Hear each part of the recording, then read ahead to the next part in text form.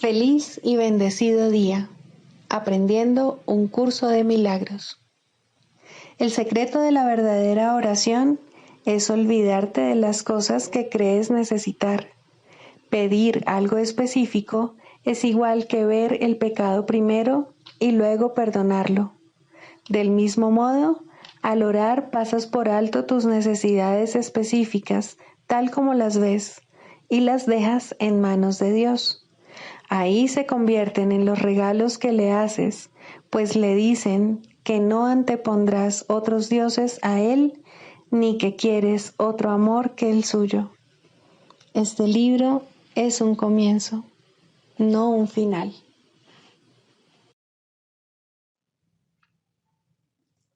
Del prefacio, que postula, párrafo 2.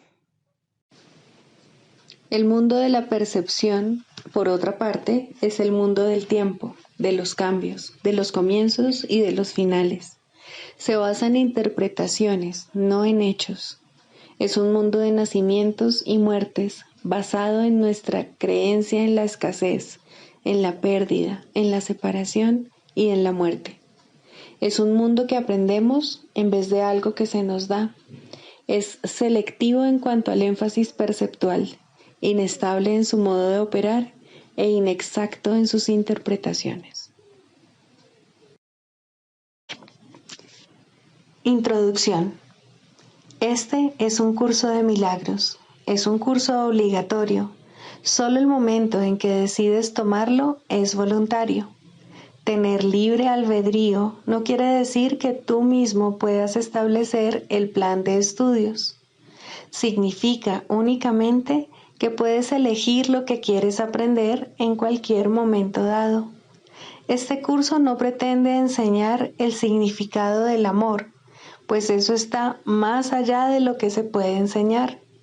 Pretende, no obstante, despejar los obstáculos que impiden experimentar la presencia del amor, el cual es tu herencia natural. Lo opuesto al amor es el miedo, pero aquello que todo lo abarca no puede tener opuestos. Este curso puede, por lo tanto, resumirse muy simplemente de la siguiente manera. Nada real puede ser amenazado. Nada irreal existe. En esto radica la paz de Dios.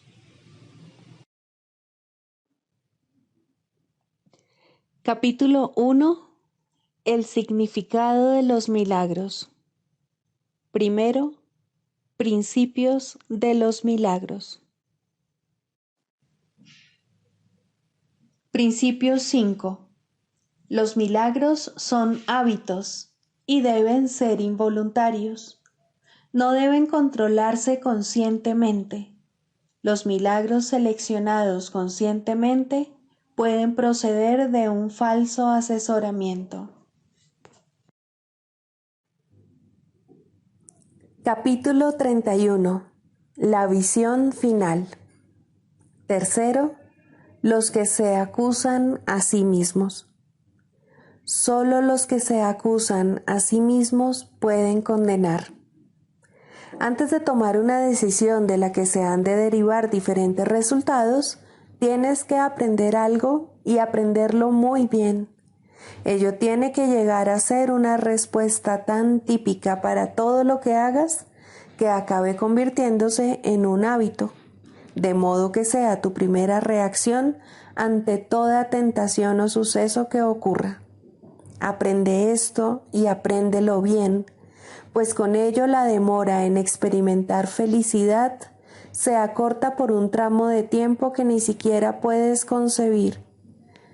Nunca odias a tu hermano por sus pecados, sino únicamente por los tuyos. Sea cual sea la forma que sus pecados parezcan adoptar, lo único que hacen es nublar el hecho de que crees que son tus propios pecados y, por lo tanto, que el ataque es su justo merecido. Porque iban a ser sus pecados pecados, a no ser que creyeses que esos mismos pecados no se te podrían perdonar a ti. ¿Cómo iba a hacer que sus pecados fuesen reales a no ser que creyeses que constituyen tu realidad? ¿Y por qué los atacas por todas partes si no fuese porque te odias a ti mismo? ¿Eres acaso tú un pecado? Contestas afirmativamente cada vez que atacas, pues mediante el ataque afirmas que eres culpable y que tienes que infligirle a otro lo que tú te mereces. ¿Y qué puedes merecer sino lo que eres? Si no creyeses que mereces ataque, jamás se te ocurriría atacar a nadie. ¿Por qué habrías de hacerlo? ¿Qué sacarías con ello? ¿Y de qué manera podría beneficiarte el asesinato? Los pecados se perciben en el cuerpo, no en la mente. No se ven como propósitos, sino como acciones. Los cuerpos actúan, pero las mentes no. Por lo tanto, el cuerpo debe tener la culpa de lo que él mismo hace. No se le ve como algo pasivo que simplemente se somete a tus órdenes sin hacer nada por su cuenta. Si tú eres un pecado, no puedes sino ser un cuerpo, pues la mente no actúa, y el propósito tiene que encontrarse en el cuerpo y no en la mente. El cuerpo debe actuar por su cuenta y motivarse a sí mismo. Si eres un pecado, aprisionas a la mente dentro del cuerpo y le adjudicas el propósito de ésta a su prisión, que entonces actúa en su lugar. Un carcelero no obedece órdenes, sino que es el que le da órdenes al prisionero. Mas es el cuerpo el que es el prisionero, no la mente. El cuerpo no tiene pensamientos. No da órdenes que la mente tenga que acatar, ni fija condiciones que ésta tenga que obedecer. El cuerpo solo mantiene en prisión a la mente que está dispuesta a morar en él. Se enferma siguiendo las órdenes de la mente que quisiera ser su prisionera, y envejece y muere porque dicha mente está enferma. El aprendizaje es lo único que puede producir cambios. El cuerpo, por lo tanto, al que le es imposible aprender, jamás podría cambiar a menos que la mente prefiriese que él cambiase de apariencia para amoldarse al propósito que ella le confirió. Pues la mente puede aprender y es en ella donde se efectúa todo cambio. La mente que se considera a sí misma un pecado solo tiene un propósito: que el cuerpo sea la fuente del pecado para que la mantenga en la prisión que ella misma eligió y que vigila, y donde se mantiene a sí misma separada, prisionera durmiente de los perros rabiosos del odio y de la maldad, de la enfermedad y del ataque, del dolor y de la vejez, de la angustia y del sufrimiento. Aquí es donde se conservan los pensamientos de sacrificio, pues ahí es donde la culpabilidad impera y donde le ordena al mundo que sea como ella misma, un lugar donde nadie puede hallar misericordia ni sobrevivir los estragos del temor, excepto mediante el asesinato y la muerte. Pues ahí tú te conviertes en un pecado, y el pecado no puede morar allí donde moran el júbilo y la libertad, pues estos son sus enemigos y él los tiene que destruir.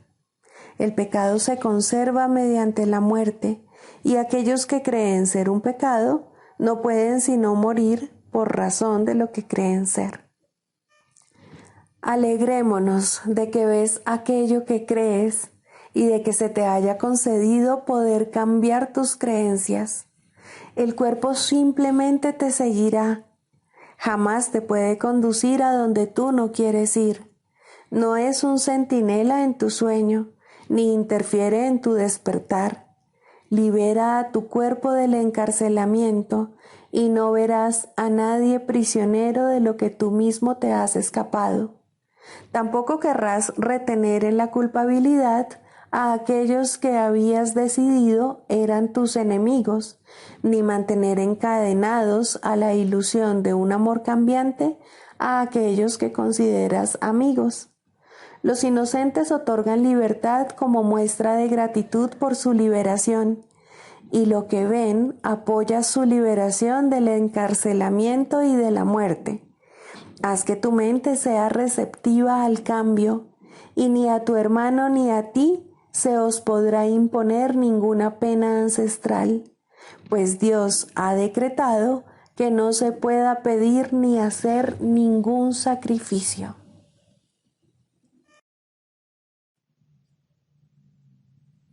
Libro de ejercicios, lección 117. Para los repasos de mañana y noche, primero, Dios, al ser amor, es también felicidad. Quiero recordar que el amor es felicidad y que nada más me puede hacer feliz. Elijo, por lo tanto, no abrigar ningún sustituto para el amor. Segundo, busco únicamente lo que en verdad me pertenece. El amor, al igual que la dicha, constituyen mi patrimonio. Estos son los regalos que mi Padre me dio.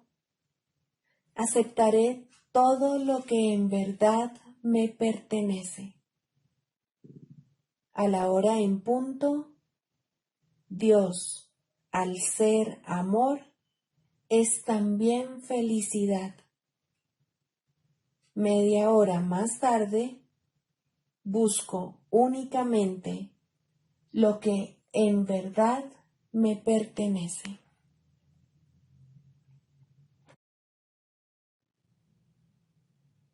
Del Manual para el Maestro, pregunta 4. ¿Cuáles son las características de los maestros de Dios? 7. Generosidad. La palabra generosidad tiene un significado especial para el Maestro de Dios. No es el significado usual de la palabra. De hecho, es un significado que tiene que aprenderse, y aprenderse muy bien. Al igual que todos los demás atributos de los maestros de Dios, esta se basa, a fin de cuentas, en la confianza, puesto que sin confianza nadie puede ser generoso en el verdadero sentido de la palabra. Para el mundo, generosidad significa dar en el sentido de perder. Para los maestros de Dios, generosidad significa dar en el sentido de conservar. Se ha hecho hincapié en esta idea a lo largo del texto, así como en el libro de ejercicios, pero tal vez sea más extraña para el pensamiento del mundo que muchas de las otras ideas de nuestro programa de estudios. Lo que la hace más extraña es el hecho de que es obviamente lo opuesto a la manera de pensar del mundo. De la manera más clara posible y en el más simple de los niveles, la palabra significa exactamente lo opuesto para los maestros de Dios que para el mundo.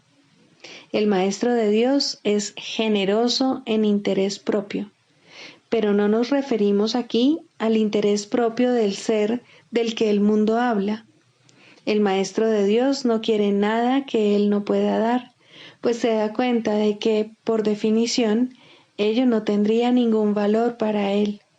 ¿Para qué lo iba a querer? Solo podría perder por su causa, no podría ganar nada. Por lo tanto, no busca nada que sea solo para él, ya que eso sería la garantía de que lo perdería. No quiere sufrir, porque entonces iba a querer buscarse dolor, pero sí quiere conservar todas las cosas que son de Dios y que, por ende, son para su Hijo. Esas son las cosas que le pertenecen. Esas sí que las puede dar con verdadera generosidad, conservándolas de este modo para sí mismo eternamente.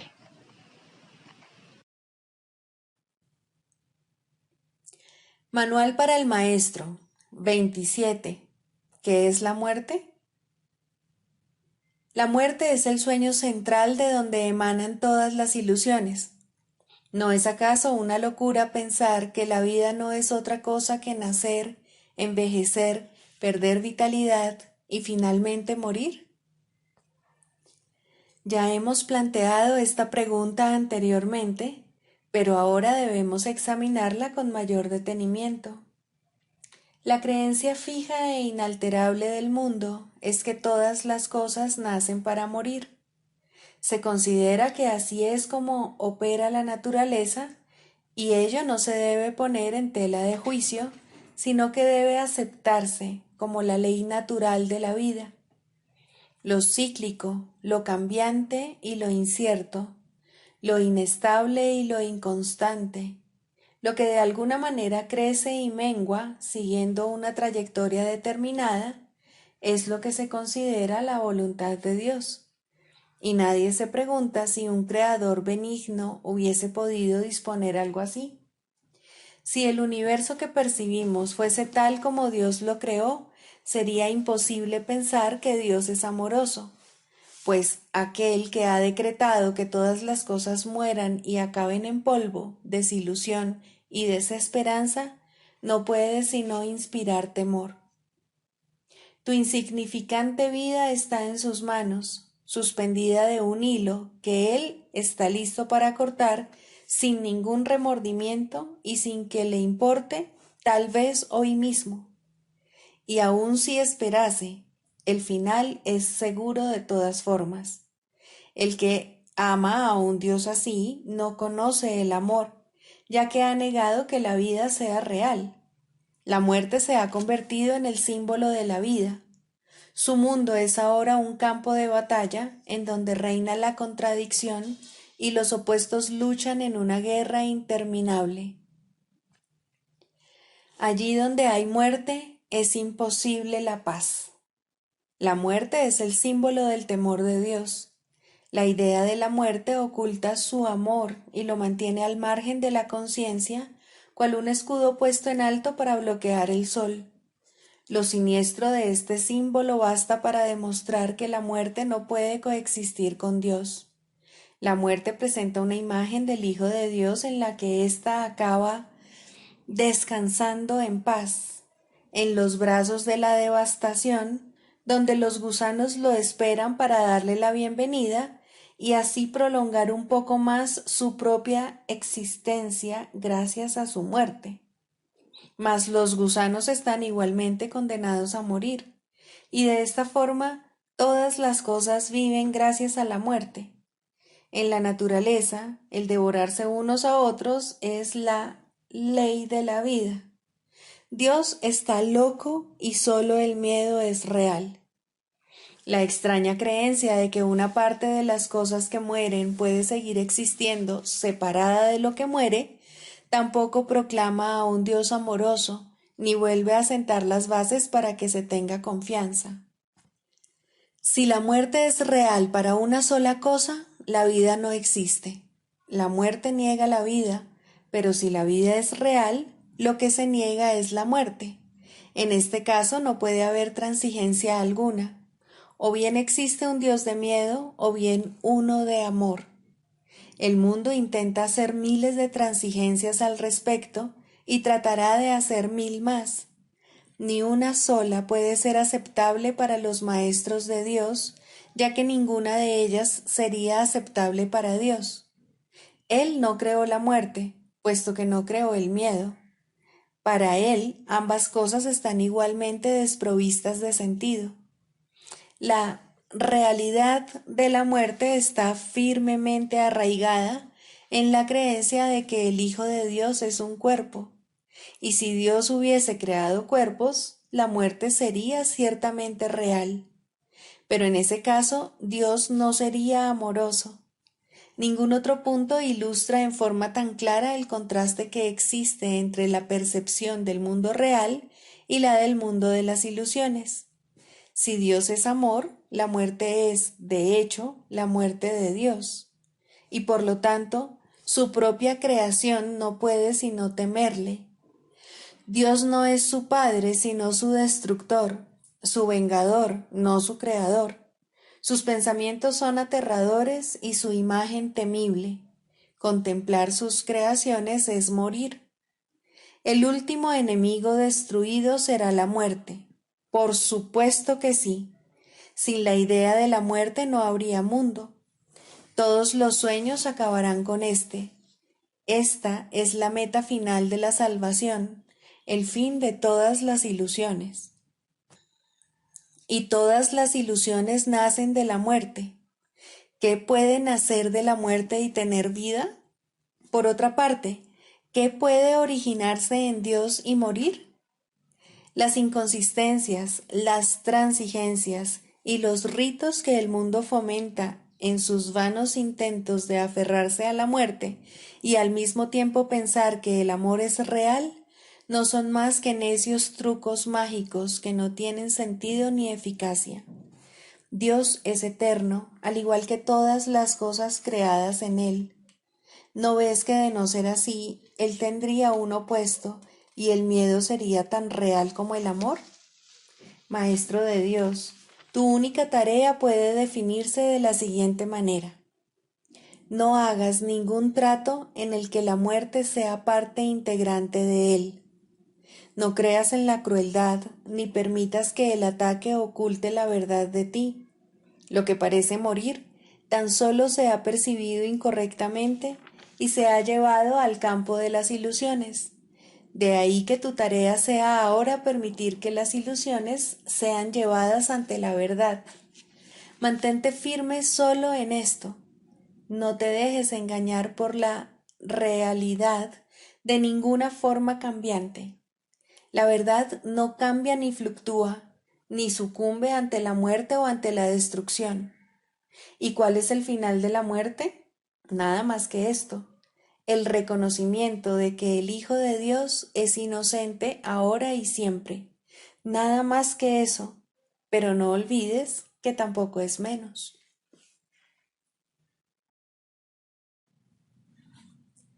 Manual para el Maestro. Clarificación de términos. 6. El Espíritu Santo.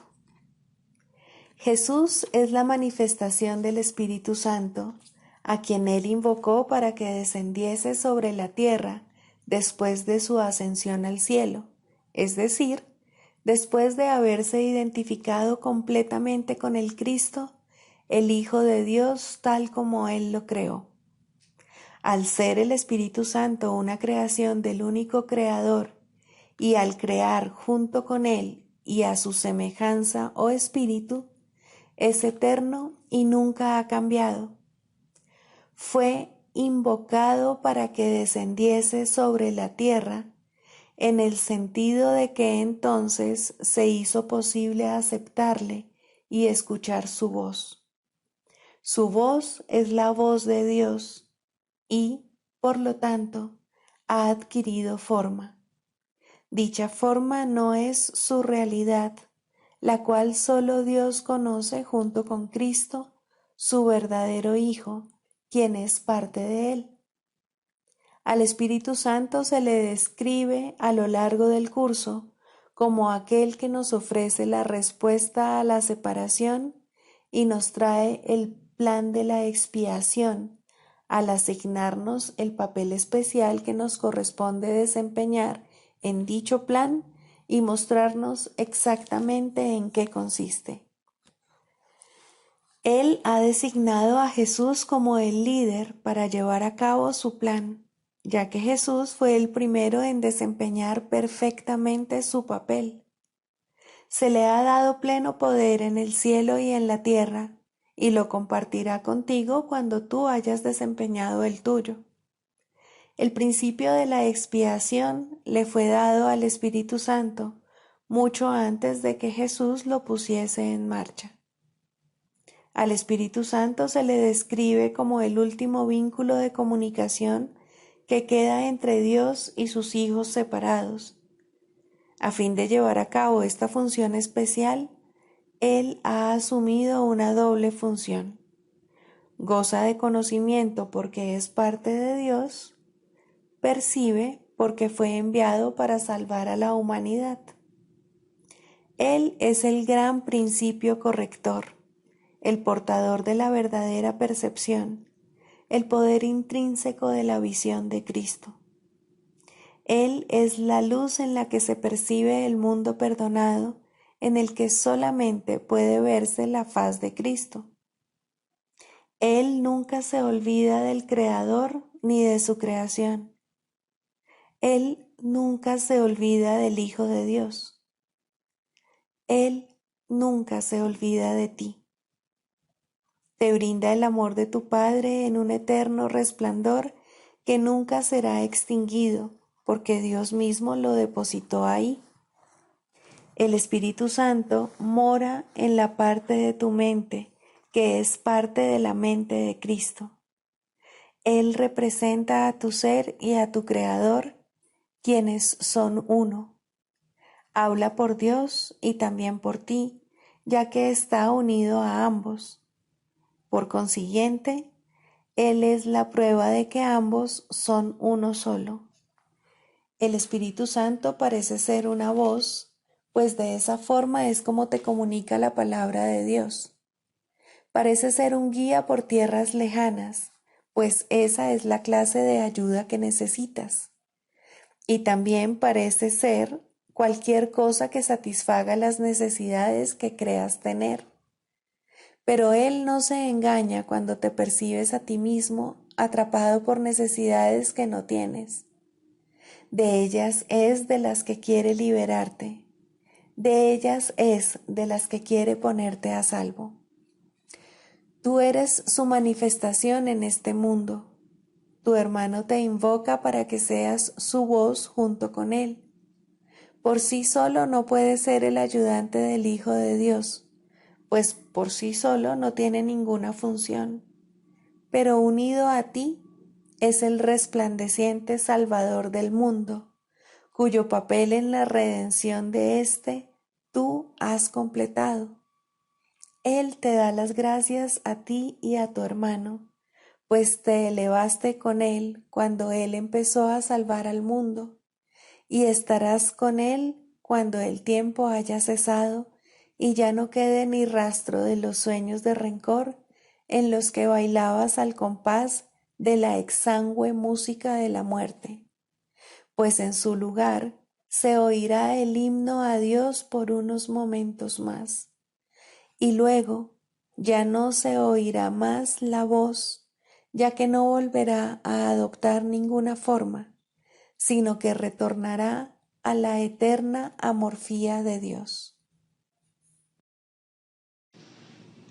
Psicoterapia. Primero, el propósito de la psicoterapia. Muy sencillamente, el propósito de la psicoterapia es eliminar los obstáculos a la verdad. Su objetivo es ayudar al paciente a abandonar su fijo sistema ilusorio y comenzar a reconsiderar las espurias relaciones causa-efecto sobre las cuales descansa este sistema. Nadie en este mundo se escapa del miedo, pero todo el mundo puede reconsiderar sus causas y aprender a evaluarlas correctamente. Dios ha dado a todo el mundo un maestro cuya sabiduría y ayuda sobrepasan ampliamente cualesquiera contribuciones que un terapeuta terrenal pueda proveer. Sin embargo, hay momentos y situaciones en las cuales una relación terrenal paciente-psicoterapeuta se convierte en la manera a través de la cual él ofrece sus más grandes regalos a ambos. ¿Qué mejor propósito podría una relación tener que el de invitar al Espíritu Santo a entrar en ella y dar su propio gran regalo de regocijo? ¿Qué más alta meta podría haber para cualquiera que la de aprender a invocar a Dios y escuchar su respuesta? ¿Y qué objetivo más trascendente puede haber que el de evocar el camino, la verdad y la vida y recordar a Dios? Ayudar en esto es el propósito correcto de la psicoterapia. ¿Podría algo ser más santo? pues la psicoterapia, entendida correctamente, enseña el perdón y ayuda al paciente a reconocerlo y a aceptarlo. Y en su sanación, el terapeuta se perdona junto con él. Todo el que necesita ayuda, sin importar la forma de su sufrimiento, se está atacando a sí mismo y como consecuencia de ello, la paz de su mente está sufriendo. Estas tendencias a menudo se describen como autodestructivas y con frecuencia el paciente mismo las percibe de esa forma. De lo que no se da cuenta y lo que necesita aprender es que ese yo que puede atacar y también ser atacado es un concepto que él ha fabricado. Aún más, lo atesora, lo defiende y en ocasiones incluso se encuentra dispuesto a sacrificar su vida en nombre de ese yo, pues lo considera su propio ser. Lo ve como algo que se afecta, que reacciona a fuerzas externas según ellas lo requieren y que se encuentra indefenso en medio del poder del mundo. La psicoterapia, entonces, debe restablecer a su conciencia la habilidad para tomar sus propias decisiones. Debe disponerse a revertir su pensamiento y a entender que aquello que él creyó que proyectaba sus efectos sobre él era fabricado por sus propias proyecciones sobre el mundo. Por tanto, el mundo que ve no existe. Hasta que esto se acepte, al menos en parte, el paciente no puede verse a sí mismo como realmente capaz de tomar decisiones y luchará contra su libertad por creer que se trata de su esclavitud. El paciente no necesita pensar que la verdad es Dios para tener progresos en la salvación, pero debe comenzar a separar la verdad de la ilusión al reconocer que no son lo mismo y al estar paulatinamente más dispuesto a ver las ilusiones como falsas y a aceptar la verdad como tal. Su maestro lo conducirá desde ahí, tan lejos como se encuentre dispuesto a llegar. La psicoterapia solo puede ahorrarle tiempo. El Espíritu Santo usa el tiempo como lo considera mejor, y Él nunca se equivoca. La psicoterapia, bajo su dirección, es uno de los medios que usa para ahorrar tiempo y para preparar maestros adicionales para su obra. La ayuda que Él comienza y dirige no tiene fin. Cualquiera que sea la ruta que Él elija, toda psicoterapia finalmente conduce a Dios. Pero eso se le deja a Él. Todos somos sus psicoterapeutas, pues quiere que todos seamos sanados en Él. El canto de la oración. Segundo, la escalera de la oración.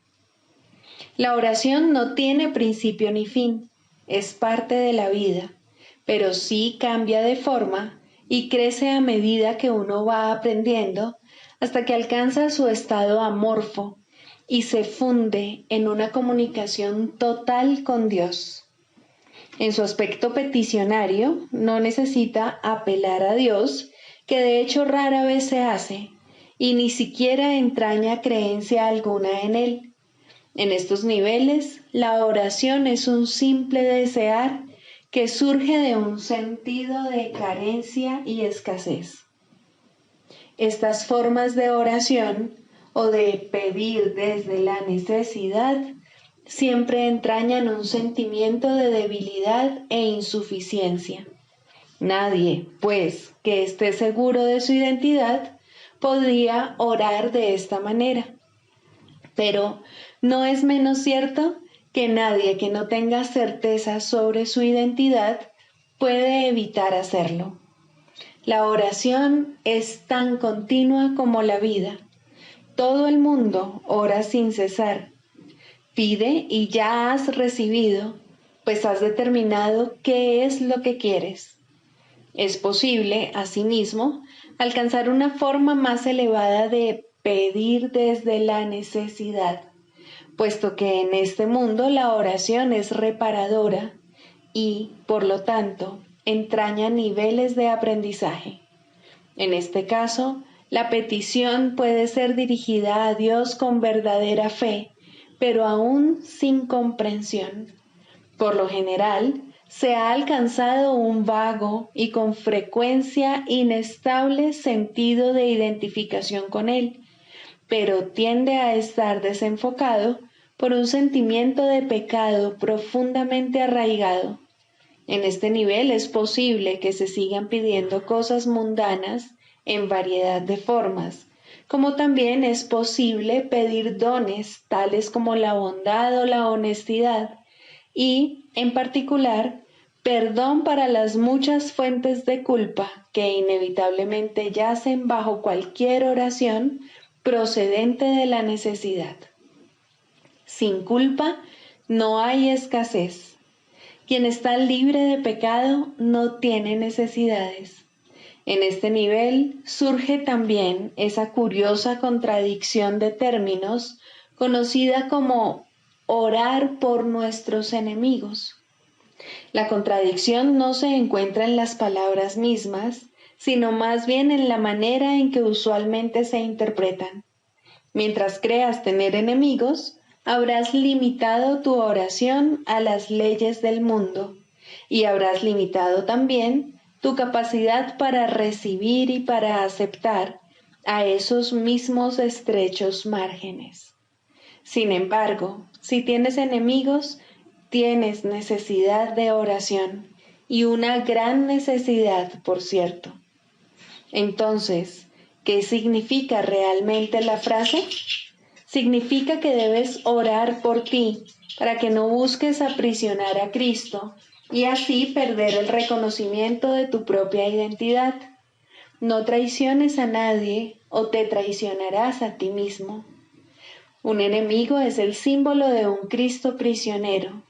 ¿Y quién podría ser él sino tú mismo? Orar por los enemigos se convierte de este modo en una manera de orar por tu propia libertad. Ahora ha dejado de ser una contradicción. Se ha convertido en una declaración de la unidad de Cristo y el reconocimiento de su impecabilidad. Ahora se ha vuelto santa, pues reconoce al Hijo de Dios tal como fue creado. Nunca olvides que la oración, en cualquiera de sus niveles, es siempre para uno mismo. Si te unes a alguien en oración, lo haces parte de ti.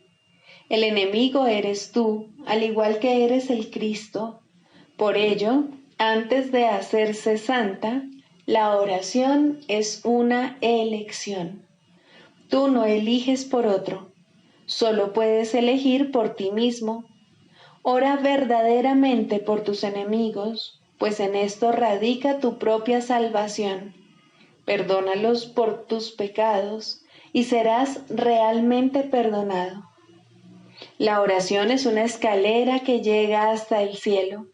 En lo alto se produce una transformación muy similar a la tuya, pues la oración es parte de ti. Las cosas de la tierra se dejan atrás y ya no se recuerdan más. No se hacen peticiones, puesto que nada falta. Se reconoce plenamente que la identidad en Cristo es algo eterno, incorruptible y más allá de todo cambio. La luz ha dejado de titilar y nunca se apagará. Ahora, sin necesidades de ninguna clase y revestida por siempre de la pura impecabilidad que es el regalo de Dios para ti, su Hijo, la oración puede convertirse otra vez en aquello para lo que se concibió, pues ahora se eleva cual canto de gratitud a tu Creador, sin palabras, pensamientos o vanos deseos, y sin necesidad de nada en absoluto. De este modo se extiende como estaba destinada a hacerlo. Y por esta ofrenda Dios mismo da las gracias. Dios es la meta de toda oración, lo cual la hace eterna en vez de temporal. No tiene comienzo, pues la meta no ha cambiado jamás. La oración, en las formas que adopta inicialmente, es una ilusión, ya que no se necesita escalera alguna para llegar hasta aquello de lo que uno nunca se alejó. No obstante, la oración forma parte del perdón, mientras éste, que de por sí es una ilusión, continúe sin lograrse. La oración estará ligada al aprendizaje hasta que el objetivo del aprendizaje se haya alcanzado, y entonces todas las cosas se transformarán al unísono y retornarán libres de toda mancha a la mente de Dios. Al encontrarse más allá de lo que se puede aprender, este estado es indescriptible. Es necesario, no obstante, entender las etapas por las que hay que pasar para su obtención, si la paz ha de ser restaurada en el Hijo de Dios, quien vive ahora en la ilusión de la muerte y el temor de Dios. Sigamos a Jesús haciendo del perdón algo tan natural como respirar y algo tan vital como el aire. Amén.